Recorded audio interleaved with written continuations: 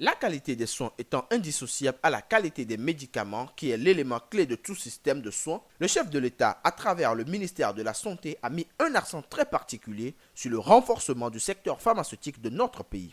En effet, la finalité de toute stratégie en matière de santé prônée par le ministère de la Santé est de garantir l'accès aux services de santé à tous les Togolais en coût réduit. Pour y parvenir, le ministère de la Santé a jugé bon de créer un cadre intermédiaire en sciences pharmaceutiques qui va accompagner le pharmacien dans ses multiples fonctions.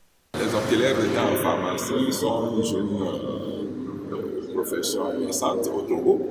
Et donc cette profession-là a été créée dans le but de pallier le déficit de professionnels qualifiés en matière de gestion des médicaments dans nos formations sanitaires. Conscient que l'usage inapproprié des médicaments gaspille les ressources et compromet gravement la qualité des soins, convaincu qu'un personnel qualifié en termes de gestion technique et financière du médicament peut sensiblement améliorer l'utilisation des médicaments et réduire les coûts de prise en charge dans les hôpitaux et autres établissements de santé, le ministère de la Santé, en partenariat avec l'Agence française de développement AFD, ont mis en place en avril 2014 un projet de renforcement du système pharmaceutique au Togo dénommé Projet d'appui à la gestion des ressources humaines en santé du médicament, qui vise spécifiquement l'amélioration de la qualité, de la disponibilité et de la gestion des ressources humaines et des médicaments essentiels pour permettre une amélioration de la qualité des soins. La mise en œuvre du dit projet a permis la mise en place d'une licence professionnelle LMD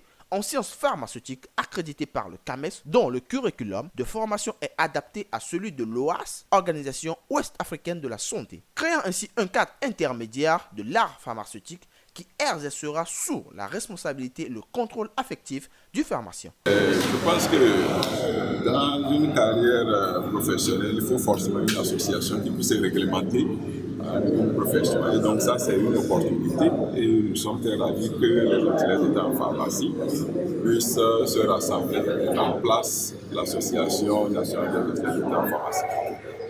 L'AEP, animés d'un ardent désir de créer un cadre favorable à l'exercice de leur art, se sont constitués le 5 janvier passé en corporation professionnelle. Le nouveau et premier bureau de l'association se compose du président, du vice-président, du secrétaire adjoint, du trésorier adjoint et de 3 conseillers. Nous avons validé et adopté le TSC statut.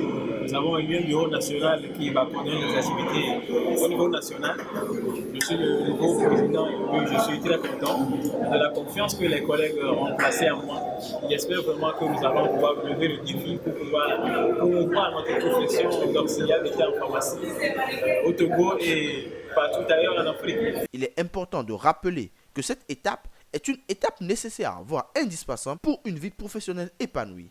Les AEP sont-ils la solution? Vont-ils relever le défi? Voici quelques questions sur lesquelles nous reviendrons dans quelques années.